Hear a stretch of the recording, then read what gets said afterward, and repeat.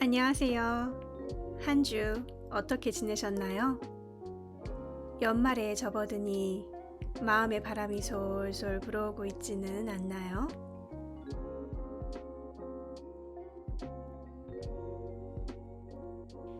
질문 하나 드려봅니다. 이제껏 살아오면서 아, 이건 꼭 손에 넣고 싶다 라는 찐한 바램을 가져본 적이 있나요? 그런데 막상 가져보니 그 물건이 더 이상 소중하게만 느껴지지 않는 순간,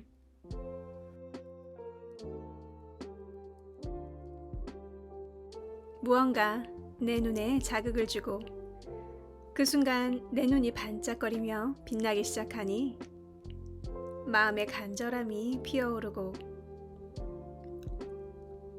어디를 가든 내 눈엔 그 물건만 보이는 아름다운 현상. 그렇게 간절한 마음으로 지내던 어느 날, 나에게 주는 특별한 선물이라는 멋진 주제로 신용카드를 꺼내거나 혹은 누군가에게 마법처럼 선물 받는 순간, 그 순간의 짜릿한 행복감. 집안의 보물로 대대손손 물려주려는 마음에 안 먹어도 배부른 충만한 축복의 날. 그런데 어느 날 그 빛나는 물건 위에 뽀얗게 먼지가 쌓여가는 걸 보게 되는 그 찰나의 순간, 머릿속에 어떤 생각이 스쳐 지나갈까요?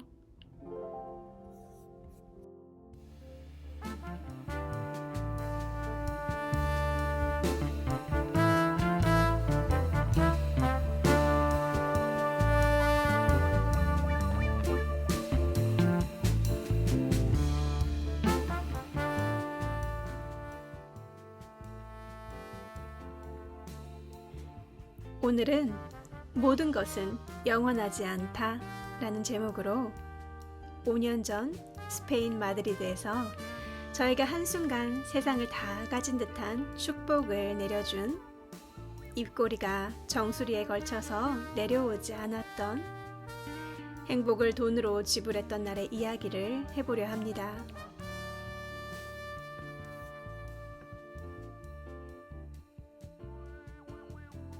(2019년) 연말 휴가를 마드리드에서 보내고 싶던 저는 그해 여름쯤에 이미 항공편과 호텔 예약을 모두 마친 상태였습니다. 그해에 유독 어디를 가든 로에베 가방이 눈에 들어오더군요. 출근길에도 퇴근길에도 또한 출장과 여행을 간 현지에서도 오직 제 눈에는 그 가방만 보였답니다. 아, 나도 갖고 싶다 라는 마음은 시간이 갈수록 점점 커졌고 그 가방을 손에 쥐면 한없이 행복할 것만 같았습니다. 그렇게 시간이 흘러 그해 11월이 되었고 결혼에 큰 뜻이 없던 제게도 인연이 나타났답니다. 첫 만남에 이분과 결혼할 것 같은데 라는 생각이 들더군요. 잘 웃는 편이 아닌 저를 웃게 만드는 재주가 넘치는 사람이었습니다.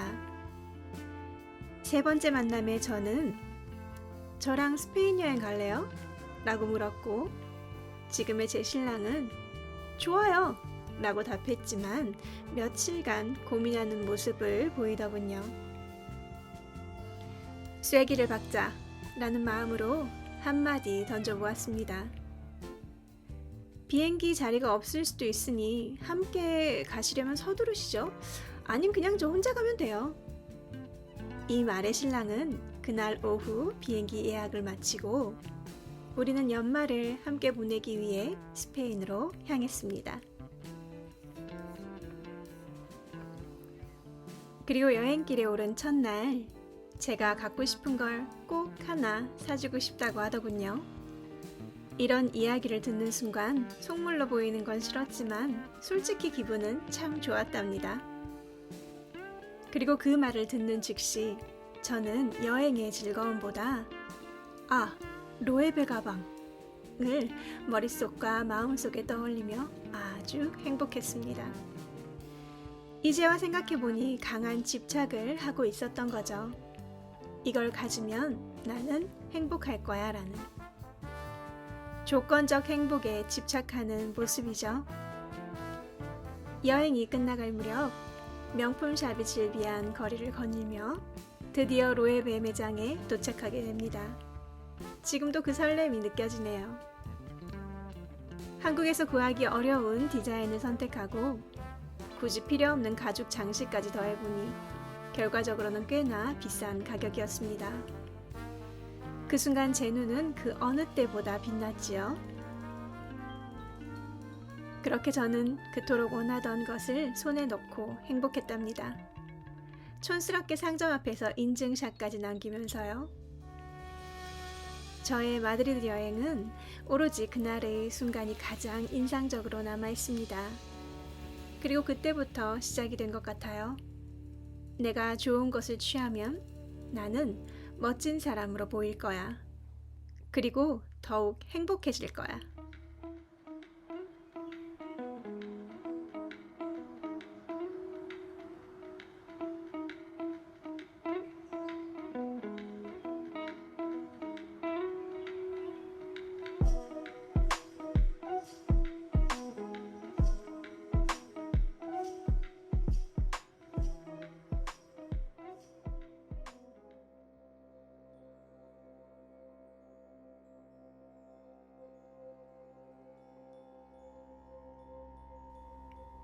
결혼과 함께 10년 훌쩍 넘게 근무했던 회사를 떠나 독립을 했고 두 해 동안 꽤나 좋은 성적을 이루며 나름 승승장구하는 나날을 보냈습니다.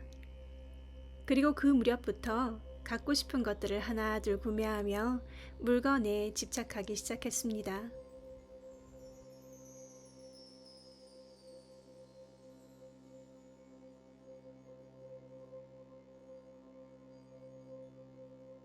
혼자 일하는 시간이 조금씩 힘들게 느껴지기 시작했고 사회 초년생처럼 처음부터 다시 시작하는 일이 쉽지 않았습니다.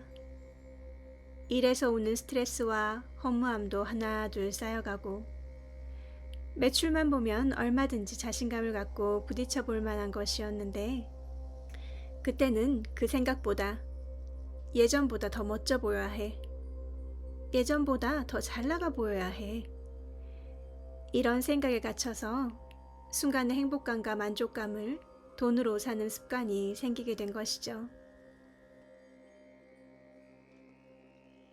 회사를 그만두고 제 사업을 하면 저의 위치는 더 올라가리라고 믿었고 누구에게나 환영받으리라 생각했습니다. 하지만 현실은 달랐고 이를 받아들이기까지 3년이라는 시간이 필요했으며 그 고통스러운 시간을 저는 물건에 집착하며 순간의 기쁨을 누리며 그 기쁨이 영원하길 바랬던 거죠. 하지만 다행히 어느 순간부터 더 이상 이런 집착의 마음이 일지 않게 되었습니다.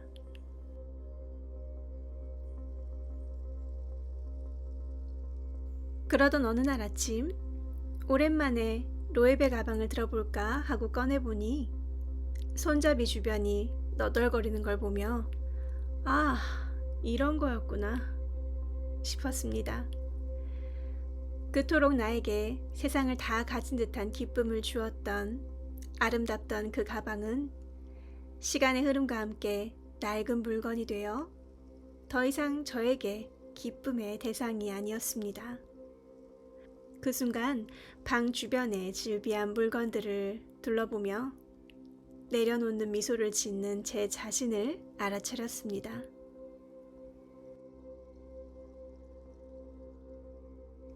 나는 행복을 돈으로 살 수 있다는 믿음이 강한 사람이었구나. 나의 감정을 들여다보기보다 오히려 무시하고 꽁꽁 숨겨두며 거치장만 중시하는 사람이었구나.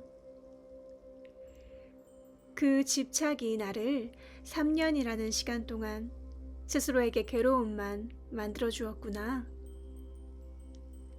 하지만 배웠습니다. 그것이 바로 고락의 윤회라는 것을.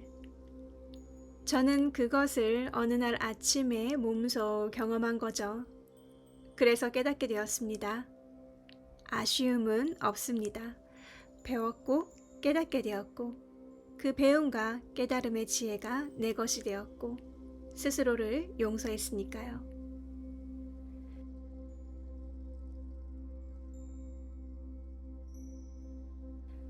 저의 로에베의 가방이 어느 여름날 아침에 저에게 영원한 것은 없구나 라는 그 말의 의미를 마음에 깊게 담을 수 있는 선물을 준 거라 생각합니다.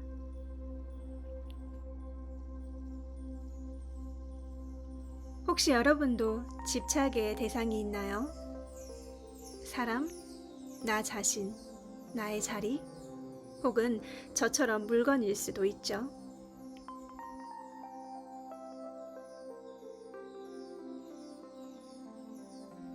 이제 정리를 해보려 합니다.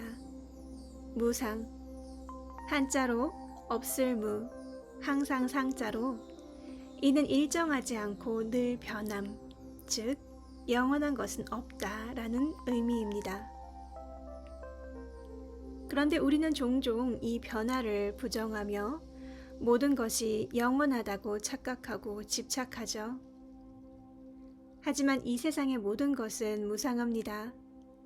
내가 가진 것도, 나의 사회적 위치도, 나의 가족도, 친구도, 나의 모습도, 나의 생각도, 그리고 나의 마음도. 이를 알면서도 집착하고 또 집착하기에 괴로움이 시작됩니다. 그러니 영원하다 생각하지 말고, 집착하지 말고 가볍게 살아가는 것이 삶의 지혜 아닐까요?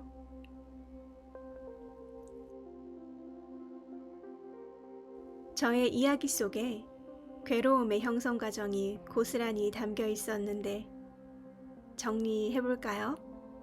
첫 번째, 여러 번 로에베 가방을 본다. 두 번째, 저 가방을 들면 행복할 것 같다.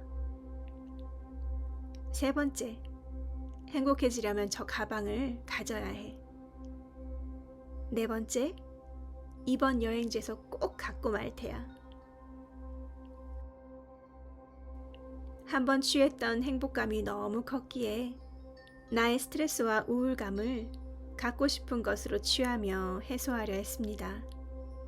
결국 이런 집착의 마음은 저에게 도움이 되기보다 괴로움만 남겨주었습니다. 이것이 바로 고락의 윤회 아닐까요?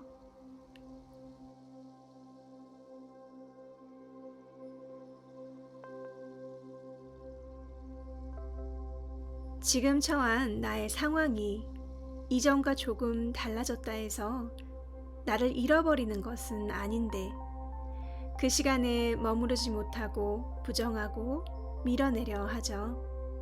혹은 외적인 것을 취함으로써 삶을 더 괴롭게 만들기도 합니다.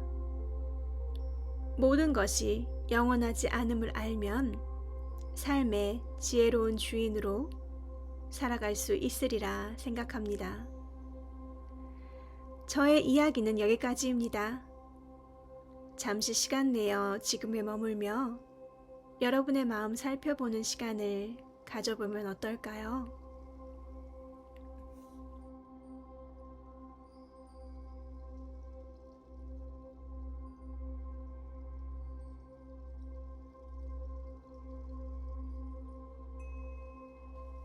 혹시 내가 요즘 집착하고 있는 것이 있다면 나에게 물어봐 주세요. 왜 그런 마음이 들었는지, 그 마음이 어디에서부터 시작된 건지. 그렇게 서서히 내 자신과의 대화를 이어나가다 보면 조금씩 마음이 편안해질 겁니다. 모든 것은 변하고 영원한 것은 없다는 의미의 무상. 이번 주말은 이 단어와 함께 사유의 시간을 가져보면 어떨까요? 한 해의 마무리의 바람을 이 단어로 들여보세요. 빈 종이와 연필 하나 들고 내 마음을 그 종이 위에 적어보는 것도 자신과 소통하는 하나의 좋은 방법이 될 거예요. 진실함 하나 더 챙겨서 말이죠. 함께 해주셔서 감사합니다.